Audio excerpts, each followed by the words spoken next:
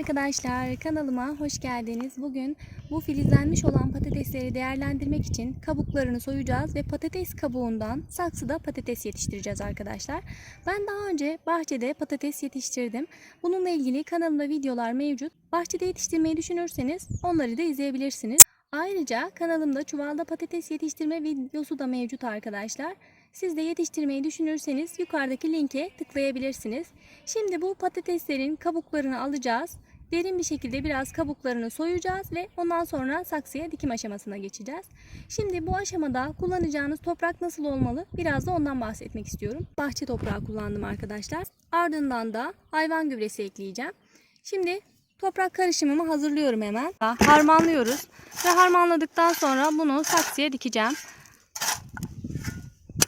Biraz da içerisine kum koyarsanız aslında suyu tutma açısından ve yumuşaklık açısından daha faydalı olacaktır. Bunu saksının içerisine döküyorum. Bu kadar toprak koydum. Şimdi filizlenmiş olan patateslerimi içerisine koyacağım. Bakın, filizlenmiş olan patateslerin hepsini almıyoruz. Bir patates kullanmayacağız bu saksı için.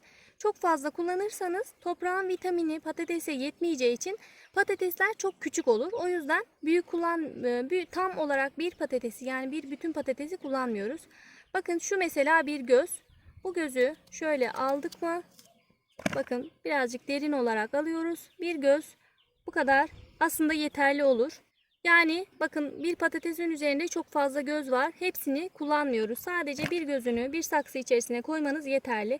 Bakın, bunun üzerinde ne kadar filiz var. Gördüğünüz gibi bunların her biri bir fide gibi olacak. O yüzden çok fazla dikerseniz saksının içerisindeki toprağın verimi yeterli gelmez ve patatesleriniz çok küçük olur. O yüzden bir taneden fazla kesinlikle kullanmayın. Ve dediğim gibi patatesin tamamını koymak çok yanlış olur. Sadece kabuğu bile zaten yeterli. Bizim amacımız buradaki bu filizden faydalanmak. Sadece bu haliyle dikebilirsiniz arkadaşlar. Üzerine toprak eklemesi yapıyorum. Çok böyle taş olanları alıyorum. Bahçe toprağıyla hayvan gübresini karıştırdığım için bahçedeki topraktan biraz taşlar çıkıyor. Toprağın biraz yumuşak olması için çok büyük taşları alıyorum arkadaşlar.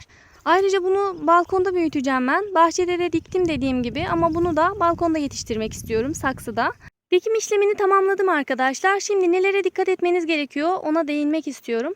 Ben buna balkonda bakacağım. Balkonda saksının içerisinde yetiştireceğim. Bahçede daha önce diktim dediğim gibi, ama balkonda da olsa bahçede de olsa güneş almayan bir yerde olduğu sürece patates gelişim göstermez.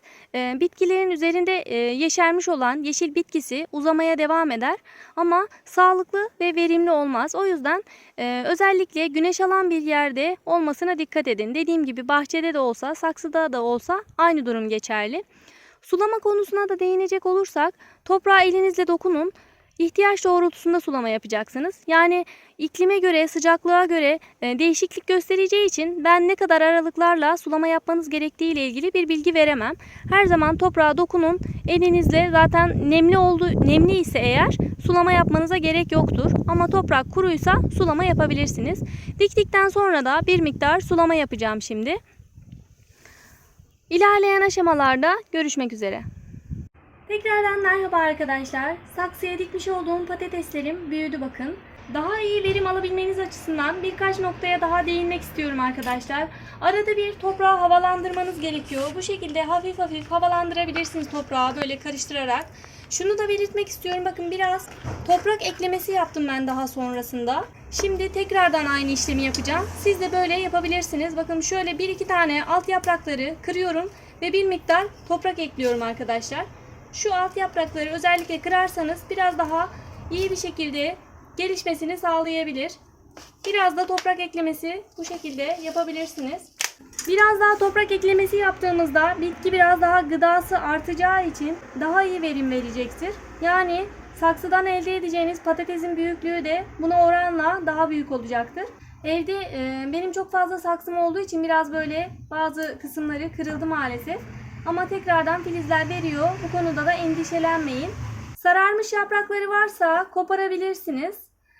Bu verdiğiniz toprağa gübre eklemesi yaparsanız o da iyi olacaktır. Hayvan gübresinin özellikle gıdası daha yüksek olduğu için elde edeceğiniz verim daha iyi olur. Dediğim gibi çapalamayı da normalde bahçede nasıl çapalama yapıyorsak bunda da toprağı biraz havalandırmak için şöyle arada bir bıçakla veya herhangi bir odun sapıyla karıştırarak böyle biraz daha havalanmasını sağlayabilirsiniz. Su vermeyi ihmal etmeyin.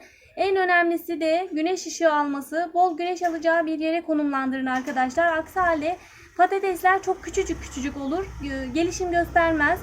O yüzden sulama ve güneş ışığı alması çok önemli.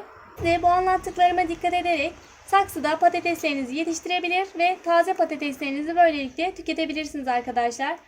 Bugünkü videonun da sonuna geldik. Videonun faydalı olduğunu düşünüyorsanız beğenmeyi ve yorum yapmayı unutmayın. Ayrıca yeni videolardan haberdar olabilmek için kanalıma ücretsiz olarak abone olabilirsiniz. Soru ve görüşlerinizi de bana yorumlarda iletirseniz elimden geldiği kadar herkese yardımcı olmaya çalışırım. Instagram hesabımdan da ulaşmak isterseniz Verilen Hünerler Instagram hesabımdan da beni takip edebilirsiniz.